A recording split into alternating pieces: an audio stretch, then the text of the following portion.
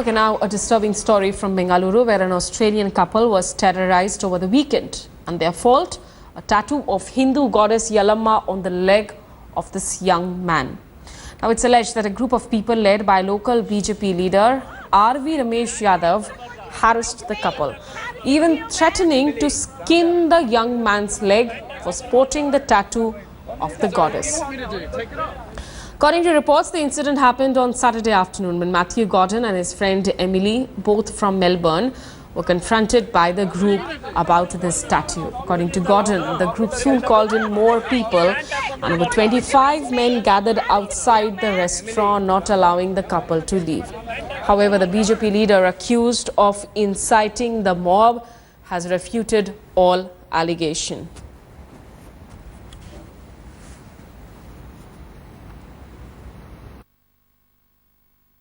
हम उनको रिक्वेस्ट है कि वो दिख रहा है, अगर रोड में ऐसे ही घूमेंगे, नवरात्रि पूरा बेंगलुरु में नवरात्रि चल रहा है, आप रोड में घूमे तो अच्छा नहीं लगेगा, आपको तकलीफ हो जाएगा, कोई रोड में जो पी के जाएगा, पीने वाला कुछ तकलीफ देगा, आप पैंट पहन के जाइए करके हम रिक्वेस्ट किया।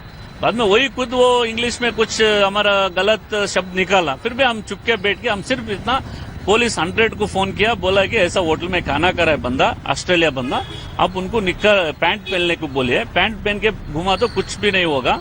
जो है वो पैंट पहन के जाना था, उसका जो साथ में था बेंगलुरु वाला वो बोल के नहीं दिया है, ऐसा उनका ऊपर एफआईआर भी नहीं फाइल किया और उनको बोला कंप्लेंट भी नहीं दिया है। Certain other people also sitting in that hotel have observed one tattoo which was there on his leg, a tattoo of one of the goddesses. So for which they had objected, and at that time there was some kind of an argument on which the police got to know about this and they have reached the place. As alleged by the foreign national, if there was any kind of an abuse and harassment by the crowd as well as by the local police, so definitely the Bangalore City Police will take that matter very seriously. Okay, let's cut across live to Rohini Swami, who joins us from Bengaluru. Rohini, have you been able to speak to Gordon? Because as this police official was saying that there are also allegations against local police officers as well. Been able to establish contact with him as of now, and we were also given to understand that there could be a lawyer who would speak for him, but as of now that has not happened. But we just heard the Bangalore police say that if there has been any case of harassment or abuse that has taken place from the crowd or from the people who had walked up to Matthew and spoken to him, then they will book the case. But if you look at the series of events of how it has happened, what we are given to understand from our source in the police is there has been a fault from both the sides. One, starting with the fact that this group walked up to Matthew and talked about the tattoo of Goddess Yalamma on his shin, and the fact that he should not be walking with it openly on his shin, especially when it's a religious time of Navratri. Their religious sentiments can be affected.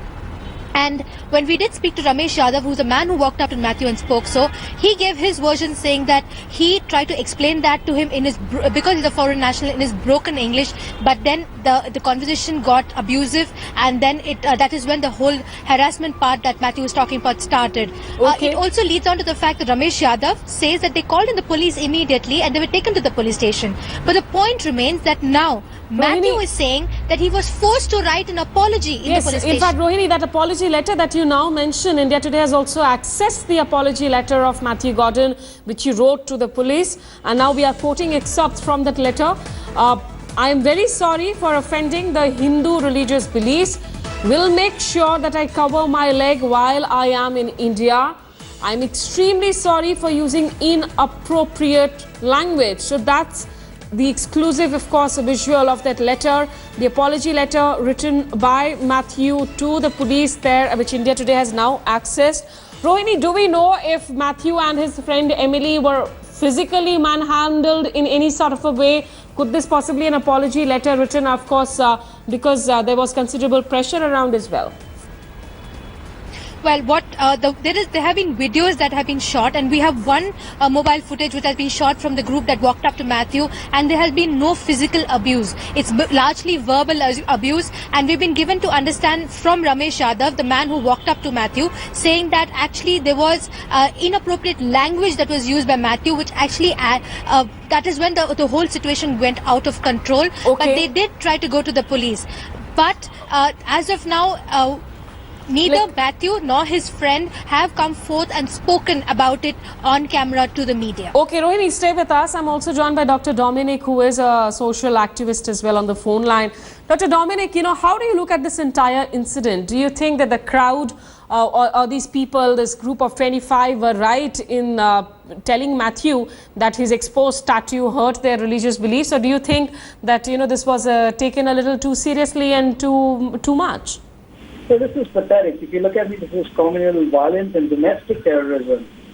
These people had no right to, first of all, approach this man and chastise him.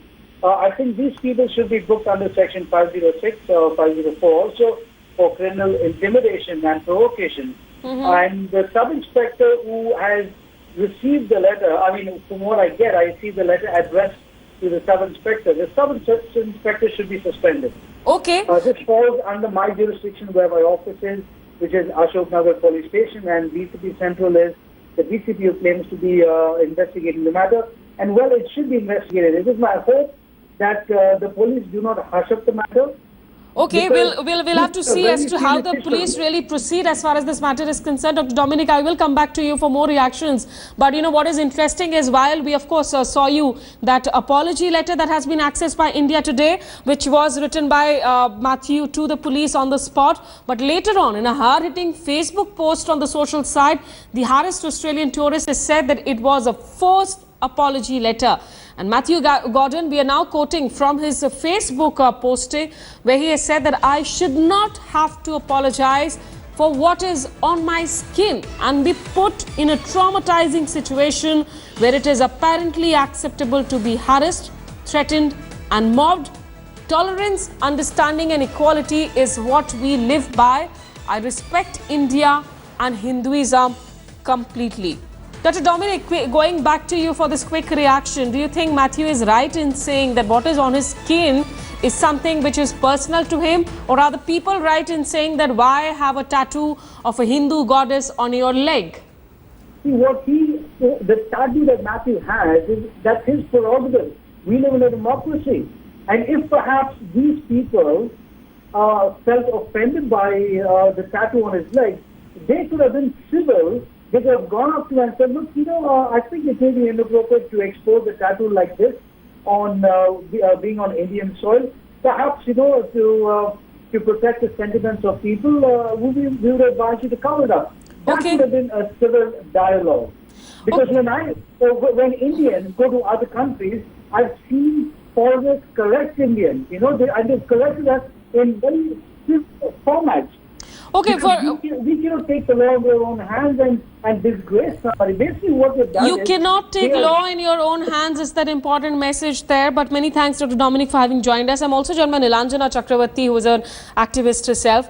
Nilanjana, how do you look at this incident? Do you think that perhaps the Australian tourist also needs to be a little more, because you say when you are in Rome, act as the Romans. So is it also the tourist responsibility to perhaps not go around knowing the sensitivities of India? Or is this another sign of growing intolerance in our society?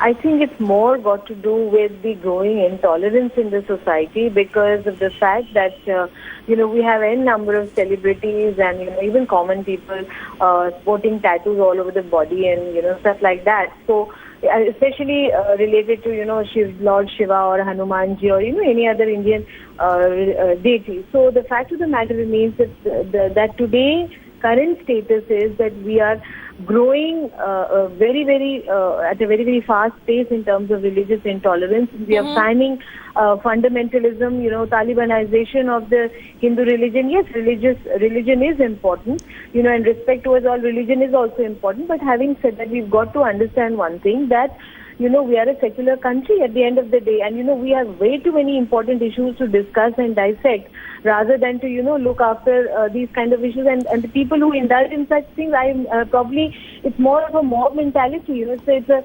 vandal state of mind. They're always interested in picking and disturbing the peace and harmony.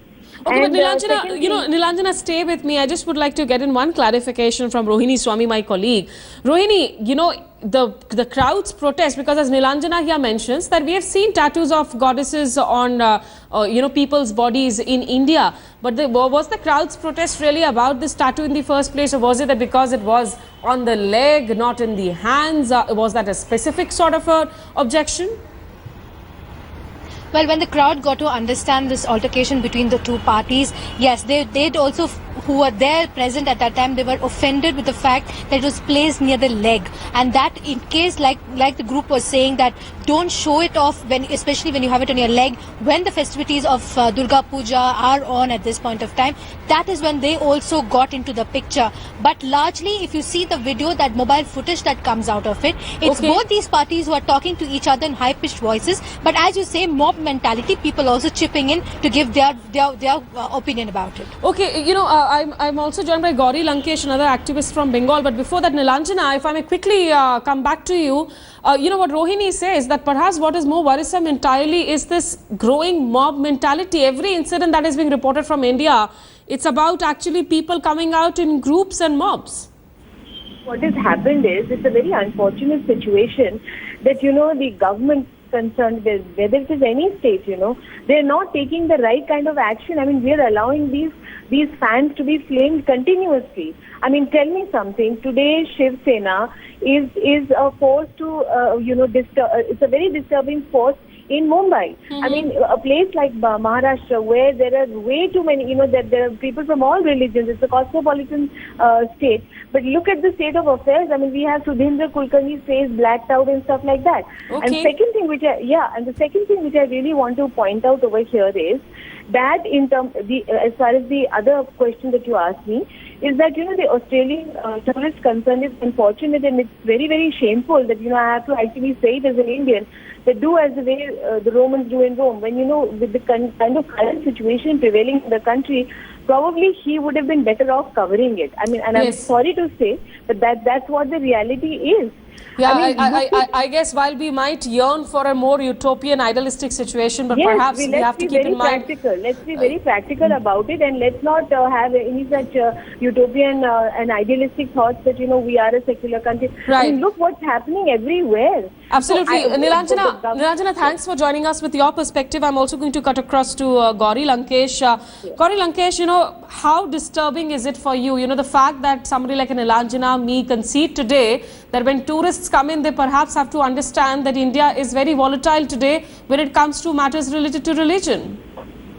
This is really shocking. On the one hand, we have the government having advertisements saying Atithi Devo Bhava and how we should treat foreigners, whether male or female and all that. On the other hand, these lumpen, Hindutva elements are going and attacking foreigners across the state and in the country. I mean, when you have a situation where girls can be attacked in pubs, and a Muslim boy or a Hindu girl are going and they can be attacked on the road, no wonder, a foreigner will be attacked next. But Gauri, if you do not control... But Gauri, just to maybe I'll act as the devil's advocate here. Is it really just about these Hindutva forces, or is it about, by and large, the mood across the country today? Because if this foreigner, instead of a Hindu goddess, was sporting, say, anything to do with the Islamic prophet, or even, something to do with Christianity, perhaps those groups would have also objected equally. So is it really that the world today that we see is increasingly intolerant when it comes to religion? Most definitely, fundamentalism across the world is increasing. Okay? And in India, it's a majority fundamentalism. Whether it's Dadri lynching or the attack on the tourists here, or whether it's happened in the Hindutva laboratory of Karavali in Karnataka, it is the Hindutva lunatic fringe which is behaving like this. And what is even more tragic is that this lunatic ideology has seeped into the administrative system. What is the business of Bangalore police to get an apology from that man?